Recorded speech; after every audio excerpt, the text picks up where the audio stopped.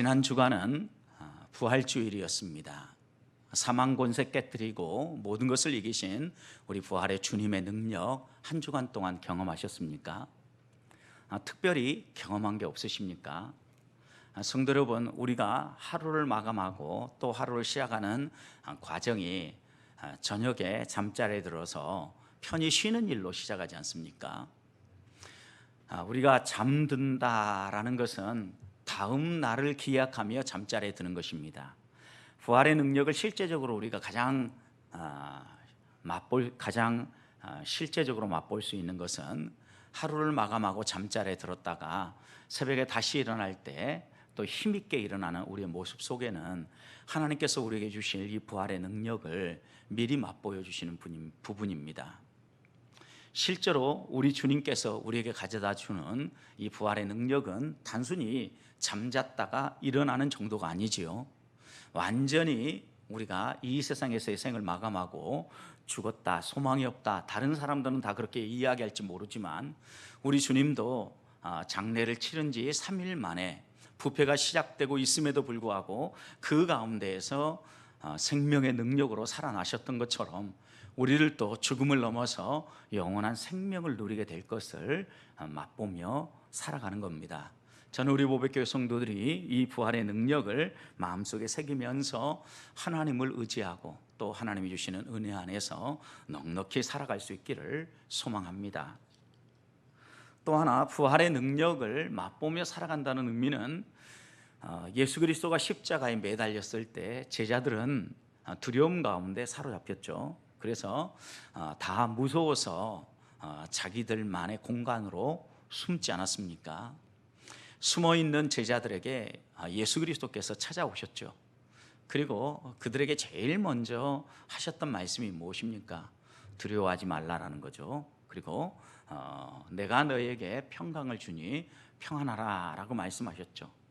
그런데 우리 주님께서 우리에게 이 평강을 주시면서 먼저 우리에게 하신 일이 있습니다. 숨을 내쉬면서 성령을 받으라 라고 말씀하지 않았습니까? 어떻게 보면 다사다난하고 또 아주 많은 위험의 요소가 있는 이 세상 속에서 우리들이 평강을 유지하면서 살아가는 것, 이것은 부활의 능력으로 살아가는 것입니다. 왜냐하면 세상의 모든 일들이 잘 되고 모든 일들이 다 잘 어우러져서 그냥 자연스럽게 오는 평안이 아니라 아무리 세상이 시끄럽고 힘들고 또 내 삶은 실제적으로 수많은 위험에 노출되어 있다 할지라도, 풍랑이 인다 할지라도 그 풍랑 속에서 배 고물에서 베개를 베고 주무셨던 주님처럼 마음의 평강을 유지할 수 있는 것, 이것은 하나님이 우리에게 주시는 평강입니다. 특별히 이런 평강은 거듭난 주의 자녀들에게 약속하신 은혜죠.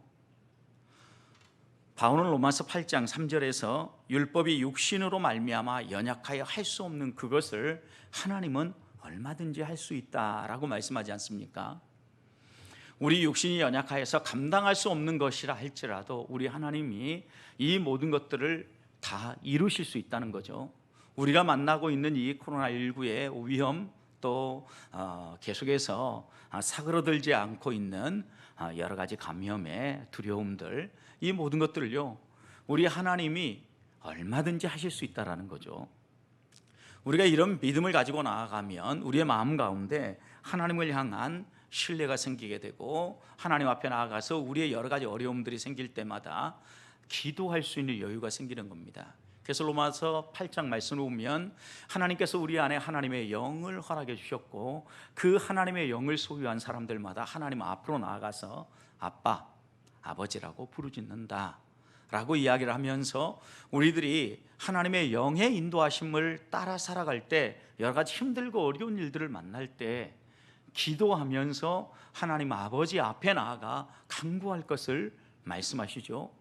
심지어 우리가 무엇을 기도해야 될지 알지 못할 때 하나님께서는 우리 안에 주신 이 하나님의 영, 성령을 통하여서 어떻게 기도해야 될지 기도의 문도 열어주시고 하나님 앞에 한 발 더 가까이 나아가도록 우리를 이끌어 주신다는 말씀입니다. 이 땅을 살아가면서 우리들이 기도해야 될 분명한 이유가 있는데, 분명히 우리의 육신의 생각만으로는 이 세상을 넉넉히 이기며 살아갈 수 없습니다. 그리고 바울이 로마서 8장에서 이야기한 것처럼 육신의 생각으로는 하나님을 기쁘시게 할 수 없고 하나님을 대적하는 삶을 살 수밖에 없습니다. 그런데 우리 안에 계신 이 하나님의 영의 인도하심을 따라 하나님을 기쁘시게 하는 삶을 살고자 하면 순간순간마다 하나님이 원하시는 것은 무엇인지, 내 삶의 모든 환경 가운데 하나님의 뜻은 무엇인지 우리가 찾으며 한 발 한 발 따라가야 되는데, 하나님의 뜻을 확인하고 찾는 가장 중요한 길이 무엇입니까? 하나님의 말씀을 가까이 하는 것이고, 그 말씀의 의미를 깨달아서 그 하나님의 뜻이 무엇인가를 깨달아 알아가는 것, 결국 기도를 통해서 또 우리가 배우는 것 아니겠습니까?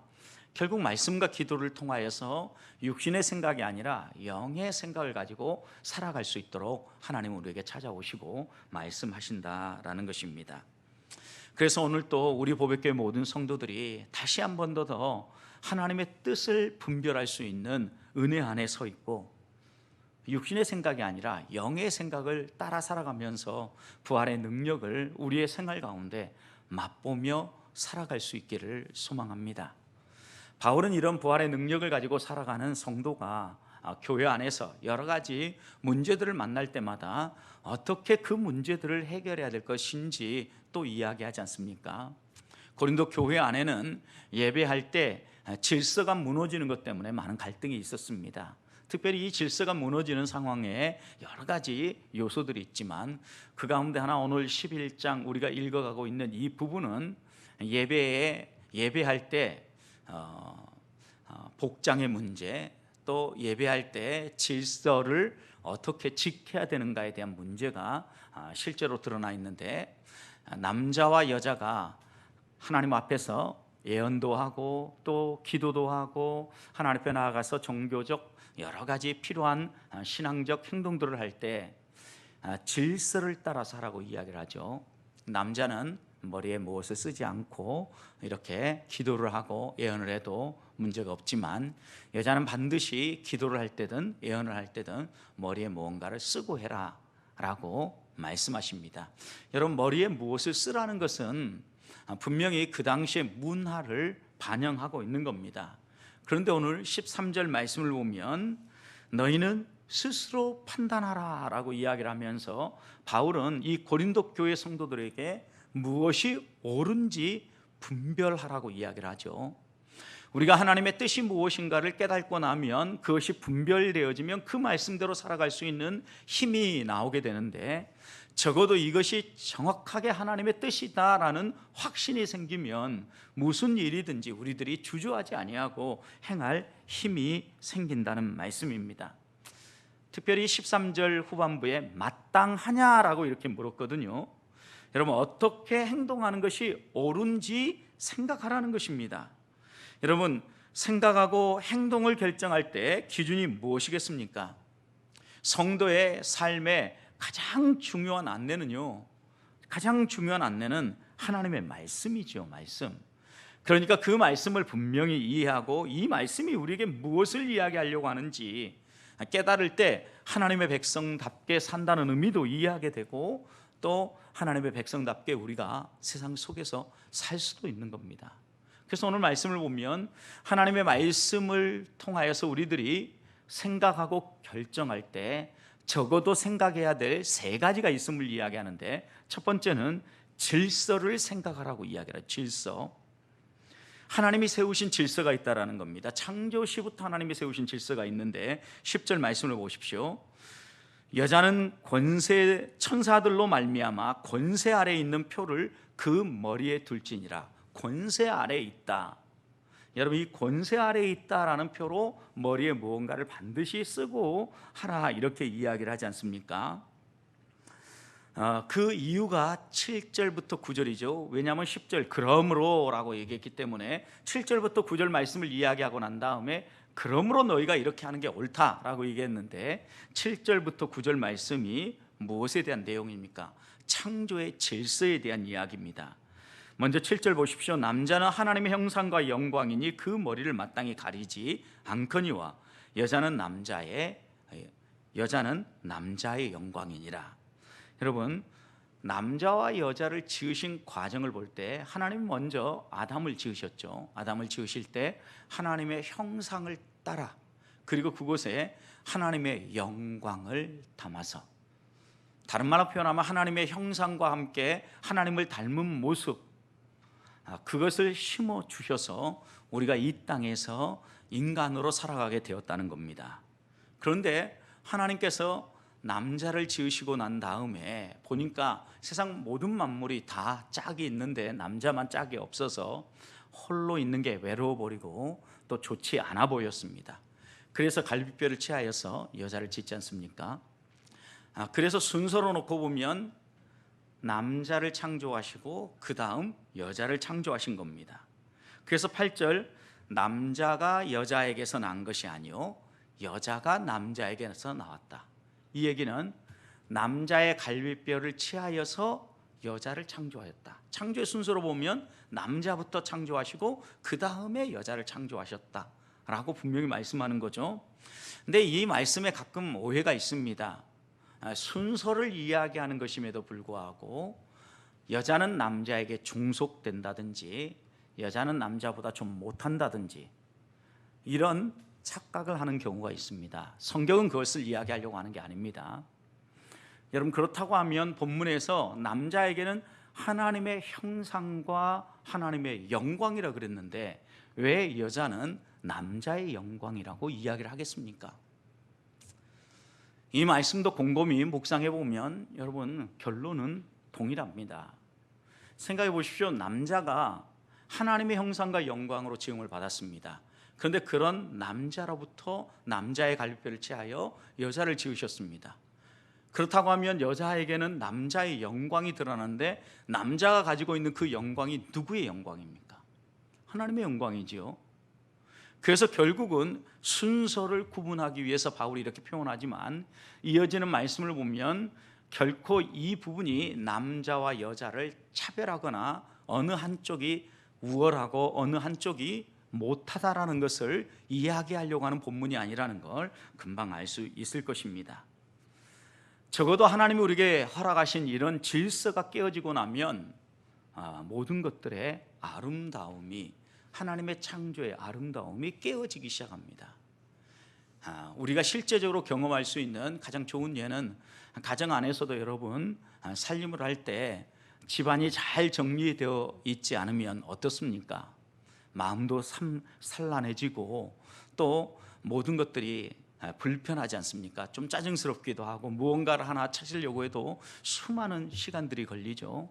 질서가 있게 모든 것이 잘 정리되어 있을 때 여러분 모든 것들이 아름답게 보이는 겁니다.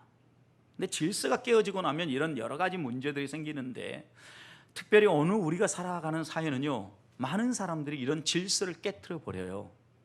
그래서 미래학자인 한 사람인 엘빈 토플러는 현대 사회를 어떻게 정리했냐면 권위가 무너지는 사회다라고 이야기를 했습니다.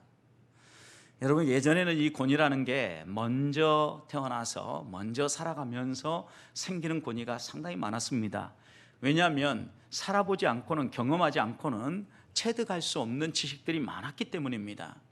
그런데 현대사회 속에서는요, 이런 여러 가지 지식들이요 차곡차곡 축적돼 가지고 이 축적된 지식을요 여러 가지 다양한 방법으로 사람들이 얻는데, 특별히 인터넷과 같은 이런 여러 발달된 매스미디어를 통하여서 젊은 세대도 이미 나이가 든 어른 세대들이 가지고 있는 이런 삶의 노하우라든가 또 다양한 지식들을 얻게 되었다는 겁니다. 단순히 삶의 지혜만이 아닙니다. 우리가 학교에서 배우는 지식이라든가 좀 더 어떤 한 분야에 대한 전문적인 지식 같은 경우도 요즘은 인터넷을 뒤져보면 많이 나와 있지 않습니까? 그러다 보니까 나이 든 어른들은요 이런 지식 정보들을 대함에 있어서 실제적으로 속도감이 떨어지고 또 쉽게 찾아 들어가지 못합니다. 그런데 언제부턴가 젊은 세대들은요 어떠한 방법을 통해서든지 이런 지식들을요 쉽게 찾아가고 쉽게 접근해요. 그래서 각계의 전문적 지식까지도 이제는요 크게 권위를 잃어가는 시대가 되어버렸어요. 아무리 전문가가 이야기를 해도 혹시 저거 틀린 것 아닐까라고 생각하면서 다양한 정보들을 수집하면서 이런 이야기도 있대, 그러니까 꼭 그것이 다 맞는 건 아니야 라고 이렇게 이야기하는 사람이 한두 명만 생겨도 권위는 순식간에 무너져 버리는 겁니다. 이런 환경 속에서도 우리 그리스도인들이 꼭 지켜내야 될 권위가 무엇이겠습니까? 탈권위 시대 속에서 여러분, 우리가 위에서부터 찍어내리는 이런 상명하복의 권위가 아니라 진정으로 존중하고 하나님이 세우신 질서를 우리가 지켜야 될 부분이 무엇입니까? 가장 대표적인 예가 가정에 있는 가장의 권위입니다. 하나님은 과거나 지금이나 가정에 세우신 가장을 통하여서 가정의 모든 가족들을 축복하기 원하시고요, 이 가정을 통하여서 가정이 바른 길을 결정하고 함께 나아가도록 하나님이 가정 안에 세워주셨다라는 거예요. 적어도 이렇게 하나님이 세우신 권위, 권세, 이 질서를 무너뜨리고 나면 모든 것들이 아름다움이 무너져버리고 추해 보이기 시작하다는 겁니다. 여러분 생각해 보십시오. 가정 안에 가장의 권위가 무너져버리고 누구나 다 가장의 이야기들을 귀담아 듣지 아니하고 그냥 자기 하고 싶은 대로 하는 가족이 있다고 생각해 보십시다. 여러분, 이런 가정들을 보면 어떤 마음이 듭니까? 안타까운 마음이 더 먼저 들 겁니다. 적어도 질서, 최소한의 질서만큼은 지켜야 되는데 저것마저 무너져 버렸다니 가정이 해체되는 시기구나 라고 우리는 이렇게 이야기할 것입니다. 그래서 바울은 심지어 로마서 13장 1절과 2절에서 너희는 위에 있는 권세에 복종하라, 모든 권세마다 위에 계신 하나님께로부터 나지 않은 것이 없다. 지난 주간에 우리 선거를 통하여서 국회의원들을 또 이렇게 선출하지 않았습니까? 마음에 드는 분도 있고 마음에 들지 않은 분들도 분명히 있을 겁니다.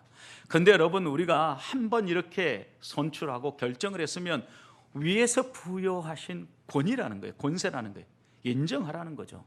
그들이 자신에게 주어진 역할들을 제대로 감당하며 나아갈 때 우리들은 그 권위를 인정해야 할 것입니다. 우리가 만약 하나님이 허락하신 이런 권위들을 인정하지 않으면 어떤 일이 벌어지는지 성경에 아주 다양한 예들이 나와 있는데, 민수기 16장과 17장 말씀을 보면 고라와 다단과 그리고 온이 아론의 권위에 이렇게 거역하면서 모세에게 나와서 항의를 하지요. 우리도 다 같이 각 지파에서 뽑힘을 받은 사람들이다. 우리도 아론과 별 다를 바가 없는 사람들인데 왜 아론만 높여주고 아론만 권위가 있는 것처럼 이렇게 대하느냐, 불평하기 시작한 거죠. 그때 모세가 하나님의 말씀을 따라 취한 행동이 무엇입니까? 그래, 좋다. 그러면 너희 지파의 각 대표들이 쓰는 각각의 지팡이를 가지고 와라. 아론도 똑같이 가지고 와라. 그리고 나서 이 지팡이를 함께 보관했죠. 하룻밤을 지내고 나니까 하나님의 전 앞에 이 지팡이를 가운데 아론의 지팡이만 싹이 났습니다. 꽃이 피었습니다. 열매가 맺혔습니다. 이걸 통하여서 하나님께서 어떤 사람들이든 동일하게 이 세상에서 창조하셨지만 질서가 있고 권위가 있고 권세가 있다는 걸 분명히 보여주신 거 아닙니까? 가정만이 아닙니다. 한 주간을 살아가는 동안 우리들이 행복하게 살아가는 비결은요, 직장에서 그리고 가정에서 또 교회 안에서 하나님이 세우신 질서를 인정하고 그 질서를 따라서 우리가 함께 살아갈 때 결코 권위를 인정하는 것이 내가 못하다라는 걸 이야기하는 게 아닙니다. 조화를 이루며 함께 더불어 살아가며 하나님을 기쁘시게 하고 하나님께 영광을 올리는 것입니다. 그런 마음을 가지고 이번 한 주간 동안도 가정과 교회와 일터에서 권위, 질서를 우리가 지키면서 하나님의 백성답게 승리할 수 있기를 소망합니다. 두 번째 우리들이 생각해야 될 것은 항상 관계를 생각해야 합니다. 관계. 남자와 여자가 서로 다른 존재입니다. 그리고 창조의 순서가 있습니다. 남자를 먼저 창조하고 그 후에 여자를 창조하셨습니다. 그런데 어떻게 관계를 맺어야 되는지 알려주기 위해서 11절, 12절 이야기를 하죠. 11절과 12절. 그러나 주 안에서 남자 없이 여자만 있지 아니하고 여자 없이 남자만 있지 아니하니라. 여러분, 이건 분명히 관계를 이야기하고 있는 말씀이에요. 남자와 여자가 서로 묶여 있다는 거죠. 남자 없이 여자만 있을 수 없다. 그러니까 남자도 있어야 되고 여자도 있어야 된다. 또 반대도 동일하다라고 얘기하죠. 그리고 난 다음에 12절 뭐라고 얘기합니까? 이는 여자가 남자에게서 난 것 같이. 이건 처음 창조 때를 이야기하는 거예요. 남자의 갈비뼈를 취하여서 남자에게서 여자가 났죠. 그것처럼 그 다음 뭐라고 얘기합니까? 남자도 여자로 말미암아 낳느니라. 첫 창조 이후에 모든 인류의 후손들은 어떻게 태어났습니까? 여자를 통해서 태어났다는 거죠. 결국 이 말씀을 통하여서 우리에게 이야기하려고 하는 것은 모든 것들은 다 하나님께로부터 나오지만 우리가 더불어 이렇게 살아갈 때 항상 놓치지 말아야 될 것은 관계를 놓치지 말라는 겁니다. 남자 없이 여자만 존재할 수 없고 여자 없이 남자만 존재할 수 없는 것처럼 서로는 상호 보완적이며 상호 의존적 관계를 맺으며 살아갈 사람들이다 라고 이야기를 하는 거죠. 우리가 적어도 이 세상을 살아가는 동안 차별은 피하고 차이는 인정을 할 때 무엇을 도움받고 무엇을 도와주어야 될지가 분명해지는 겁니다. 여러분, 그러니까 차이를 인정한다는 것은요, 더불어 살아가는 아주 중요한 비결이고요, 관계를 맺어가는 지혜이기도 합니다. 서로에게 부족한 부분을 하나님이 채워주면서 하나를 이루어서 상호 의존, 상호 보완, 이 과정을 통하여서 한 몸을 이루어 건강한 하나를 이루며 살아가라고 말씀하신 거죠. 그래서 하나님께서 한 사람을 이렇게 서로 남자와 여자를 서로 만나서 한 가정을 이루게 하실 때 에베소서 5장 31절도 이렇게 이야기하죠. 그러므로 사람이 부모를 떠나 그 아내 합하여 둘이 한 육체가 될지니라. 여러분, 한 육체가 된다는 의미가 무엇입니까? 서로 보완하여서 한 몸을 이룬다는 거죠. 온전한 하나가 되어진다는 거죠. 서로의 부족한 부분들이 보완되어지면서 살아가게 된다는 겁니다. 베드로 사도도 베드로전서 3장 7절과 8절에서 이렇게 얘기했습니다. 남편들아, 이와 같이 지식을 따라 너희 아내와 동거하고. 여러분들 여기서 이제 한 가지 더 베드로 사도의 가르침은 마음에 새겨야 되는데, 남편들이 아내와 동거할 때 지식을 따라 동거하라 그랬어요. 여러분, 서로를 알아야 된다라는 거죠. 지식을 따라. 그런데 그 다음에 이어서 이렇게 얘기합니다. 지식을 따라 너희가 동거를 하는데 무엇을 알아야 될 것인지 그 다음에 이렇게 얘기합니다. 그를 더 연약한 그릇이요 또 생명의 은혜를 함께 이어받을 자로 알아 귀히 여겨라. 여러분, 적어도 남자가 여자와 함께 더불어 살아갈 때 여자가 더 연약한 존재라는 걸 이해해라. 그리고 두 번째 이해할 것은 더불어 함께 생명을 이어받을 사람이기 때문에 여자들을 귀히 여겨라, 이렇게 이야기를 했어요. 그리고 난 다음에 세 번째 뭐라고 이야기했냐면, 이는 너희가 꼭 이렇게 해야 되는 이유는 이는 너희 기도가 막히지 아니하게 하려 합니다. 성도님, 이래야 우리가 하나님 앞에 나아가서 아빠 아버지라 부를 수 있고 또 하나님과의 관계가 원만하게 되어져서 기도의 문이 열린다라는 거예요. 분명하게 세 가지를 이야기하는 거죠. 둘이 한 육체에 함께 동거할 때 꼭 알아야 될 지식이 있는데, 그건 뭐냐? 상대방이, 특별히 남자들은 여자가 더 연약한 그릇이라는 것을 기억하면서 깨지기 쉽다라는 거예요. 그렇기 때문에 존중히 여겨주고 귀히 여겨주라는 겁니다. 너희가 그렇게 대할 때 하나님과의 관계도 원만해지고 기도의 자리에 더 확실하게 나아갈 수 있다. 그리고 너희가 하나님 앞에 무엇이 필요한지 더 기도할 수 있고 기도가 막히지 않는다라고 말씀하는 거 아니겠습니까? 고린도 교회 성도들에게 바울이 이 편지를 쓰던 시절에는 남녀 간의 차별이 아주 심하던 시절입니다. 사람들이 여자를 대할 때 못한 존재로 생각을 했고, 공적 사회생활을 여자들은 하면 안 된다라고 생각하던 시절입니다. 심지어 남자들이 여자를 소유물로 생각하던 시절입니다. 여러분, 이런 때에 바울이 지금 이런 가르침을 하고 있는 겁니다. 얼마나 충격적이고 파격적인 가르침입니까? 아마 그 당시의 사람들은요, 이 말을 들을 때 무언가 큰 망치와 같은 것으로 얻어맞는 느낌이었을 거라고요. 분명히 하나님께서 창조하신 창조의 질서 순서는 있지만, 이 질서를 생각하면서 살아갈 때 너희가 또 하나 생각해야 될 것은 관계를 놓치지 말라는 거죠. 남자 없이 여자 없고 여자 없이 남자 없다. 서로 보완적인 존재다. 그렇기 때문에 서로에게 무엇이 부족하고 무엇을 더 채워줘야 될 것인지 생각하면서, 특별히 남자들은 여자를 더 연약한 존재, 귀히 여길 존재로 생각하면서 하나님 앞에서 살아가라.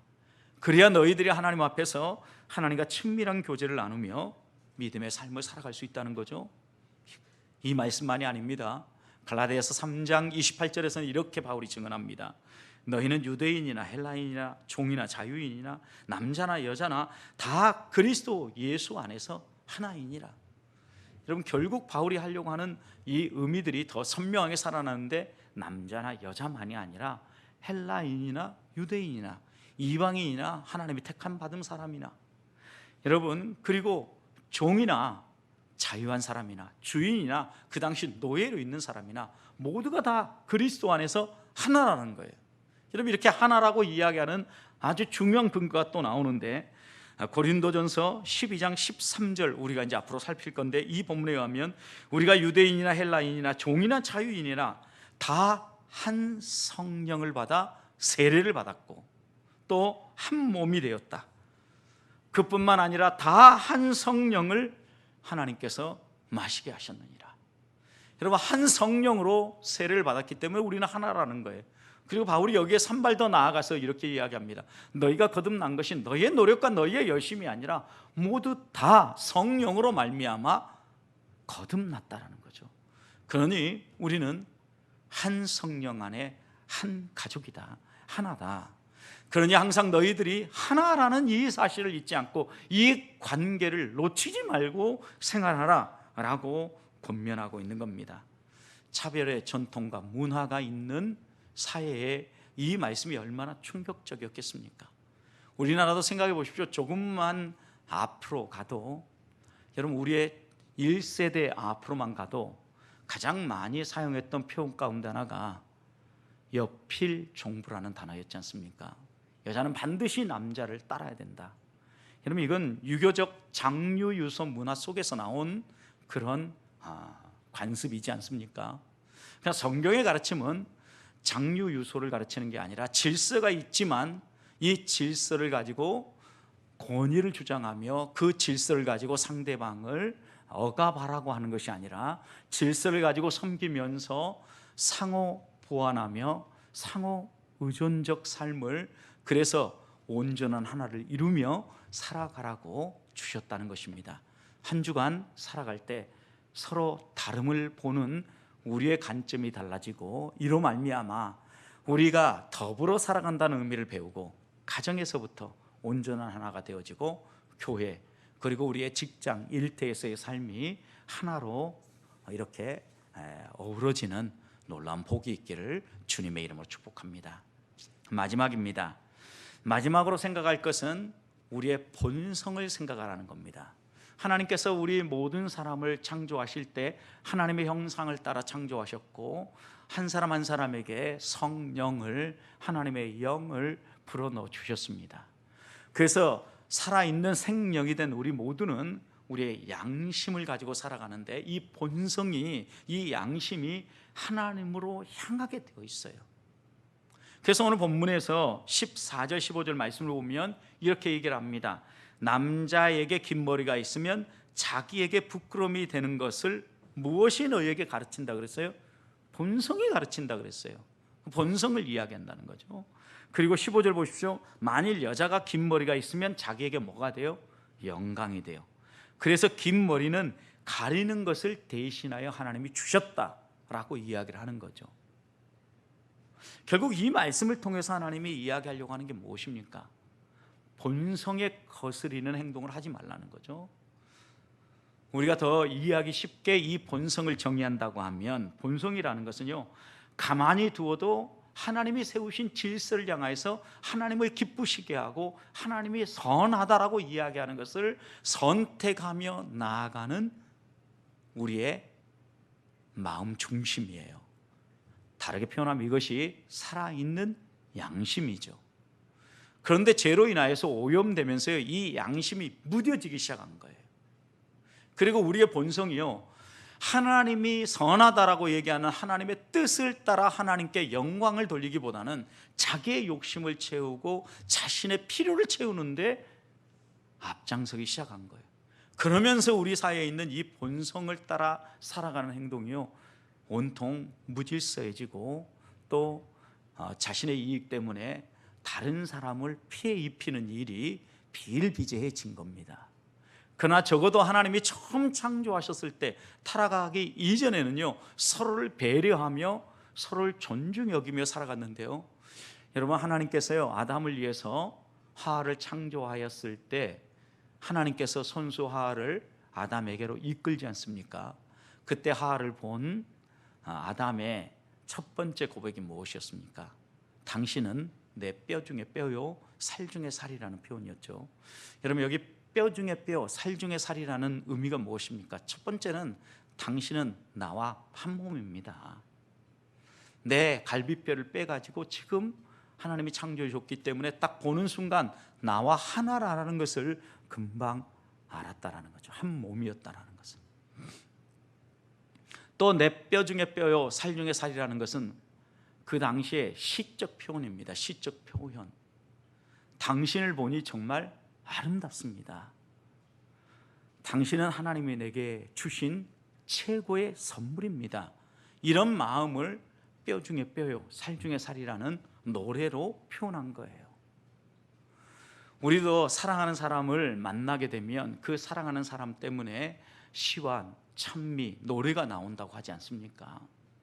그것처럼 아담도 하나님이 허락하신 하와가 자기 눈앞에 다가왔을 때 너무너무 행복해서 이런 고백을 할 수 있었던 겁니다. 이런 우리의 본성이 죄로 인하여서 손상이 되고 나니까 서로 권위를 주세하고 권위를 주장하고 권세를 주장하면서 내가 더 높다, 내가 더 힘이 있다, 내가 더 많이 가졌다, 이러면서 갈등 관계를 형성하고 있는 겁니다. 그래서 바울은 디모데에게 보내는 편지 디모데전서 1장 19절에서 이렇게 얘기합니다. 믿음과 착한 양심을 가져라. 믿음과 착한 양심, 거듭난 양심을 가져라, 이렇게 얘기를 하는 거예요. 그 당시 이 디모데 주변에 믿음을 저버리고 교회를 떠난 사람들이 있었던 겁니다.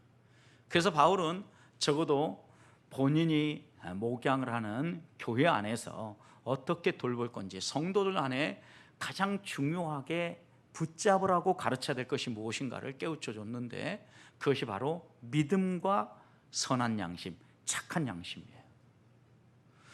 하나님에 대한 우리의 믿음이 분명해지면 그 안에서요, 반드시 우리의 착한 양심은 제대로 기능을 하고 작동을 하게 되어 있다는 겁니다. 하나님을 의지하고 남을 존중히 여기며 내가 좀 더 가진 것은 하나님께서 이웃을 섬기라고 주신 것인 줄 알고 연약한 부분들을 보완하면서 살아갈 수 있는 이런 지혜를 우리에게 주신다라는 겁니다. 착한 양심과 믿음, 그리고 우리가 본성적으로 느껴도 이건 좀 부끄러운 일이야 라고 생각하는 것은 피하면서 이 거듭난 본성이 무엇을 이야기하는지, 우리의 양심이 우리에게 뭐라고 이야기하는지, 본성, 우리의 마음속에 있는 양심의 소리를 들어가면서 너희가 바른 관계를 설정하고 또 질서를 생각하면서 하루를 살아가라는 겁니다. 사랑하는 성도 여러분, 한 주간 살아가는 동안 우리들이 하나님의 백성답게 어떻게 살아갈 수 있는지, 부활의 능력을 어떻게 맛보며 살아갈 수 있는지 다시 한번 마음에 새기십시다. 적어도 우리가 가정에서, 교회에서, 그리고 우리의 일터에서 어떤 일을 선택하고 결정을 할 때 무엇이 하나님의 뜻일까라는 물음이 생길 때마다 하나님이 부여하신 질서는 무엇일까? 하나님이 지금 이러한 상황에서 어떤 관계를 맺으라고 말씀하시는가? 어떻게 관계를 맺는 게 하나님께 영광을 돌리는 일인가? 그리고 무엇보다도 우리의 본성, 우리의 양심이 이것에 대해서는 뭐라고 이야기하는가? 하나씩 물으면서 하나님의 뜻을 이루는 성도들, 그래서 우리의 삶을 통하여서 하나님의 영광을 드러내는 이런 복된 삶을 사시기를 주님의 이름으로 축복합니다.